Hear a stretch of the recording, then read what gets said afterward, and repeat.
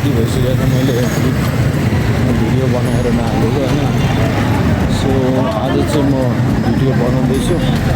So किनभने अब कहिले चाहिँ मोबाइलमा चार्ज चाहिँ हुँदैन, कहिले चाहिँ पुरै थाकेर हुन्थेँ, थाकेर अब भिडियो बनाउनु पाउँदैन।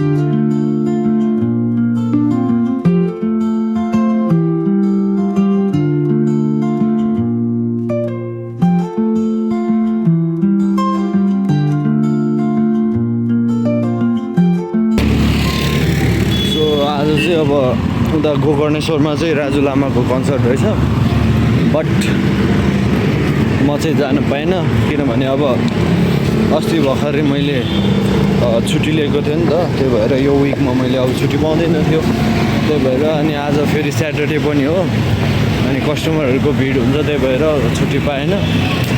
सो यस्तै हो कि अब हस्पिटालिटी सेक्टरमा काम गरेपछि चाहिँ होटेल लाइनमा काम गरेपछि चाहिँ अब कुनै अब स्पेसल डेहरूमा चाहिँ छुट्टी नै पाउँदैन क्या। अब त्यहाँ त्यो उतै अब काम गर्नुपर्ने हुन्छ नि त, उता अब कस्टमरहरू झन् भिड हुन्छ त्यो स्पेसल डेमा, त्यही भएर त्यस्तो दिनहरूमा चाहिँ खासै छुट्टी पाउँदैन।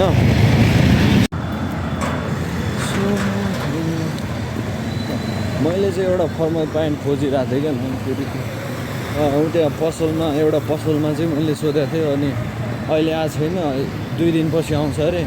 अस्ति नै सोधेको, अहिले फेरि आयो होला भनेर सोधेको त छैन अरे, फेरि 2 दिन पछाडि। अब यस्तै 2 दिन भनेर मलाई कति दिन 6 दिन जति पुऱ्याइसक्यो त्यहाँको पसलले यार। बिजनेस गरिसकेपछि त अलि राम्रोसँग गर्नु नि होइन। त्यो कस्टमरको मागहरू कस्तो छ, ट्रेन्डमा अहिले कस्तो चलिरहेको छ, त्यो अनुसारले बिजनेस गरेको अलि बिजनेस पनि माथि जान्छ नि त। अब स्ट्रेस मात्र लिएर बसेर नि हुँदैन, कहिलेकाहीँ इन्जोय पनि गर्नुपर्ने हुन्छ। सो माइन्ड पनि फ्रेस हुनु पऱ्यो नि त। सो त्यही भएर हल्का कहिलेकाहीँ त्यस्तो कन्सर्टतिर पनि जानु, रमाइलो गर्नु होइन।